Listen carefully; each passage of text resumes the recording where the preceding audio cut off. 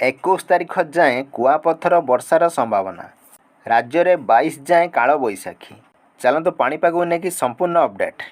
କାଳବୈଶାଖୀ ପ୍ରଭାବରେ ରାଜ୍ୟରେ ବହୁ ସ୍ଥାନରେ ପାଗ ମେଘୁଆ ରହୁଛି। କିଛି ସ୍ଥାନରେ କାଁ ବା ବର୍ଷା ବି ହେଉଛି। ଗତ 3 ଦିନ ହେବ ରାଜ୍ୟରେ ଦିନ ତାପମାତ୍ରା ଅପେକ୍ଷାକୃତ କମ୍ ଅଛି। ଆଗକୁ ତାତି ଆହୁରି କମିପାରେ।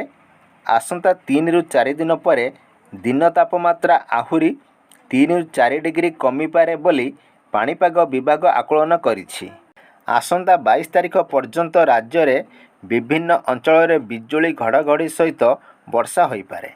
ବିଶେଷ କରି ଆଜି ମଧ୍ୟରେ ମାଲକାନଗିରି, କୋରାପୁଟ, ରାୟଗଡ଼ା, ନବରଙ୍ଗପୁର, କଳାହାଣ୍ଡି ଏବଂ କନ୍ଧମାଳ ଜିଲ୍ଲାରେ କିଛି ଅଞ୍ଚଳରେ ବିଜୁଳି ଘଡ଼ଘଡ଼ି ସହିତ ବର୍ଷା ସମ୍ଭାବନା ରହିଛି।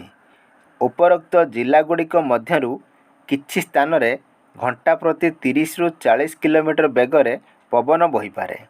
ଏଥିପାଇଁ ପାଣିପାଗ ବିଭାଗ ପକ୍ଷରୁ ସତର୍କ ସୂଚନା ଜାରି କରାଯାଇଛି।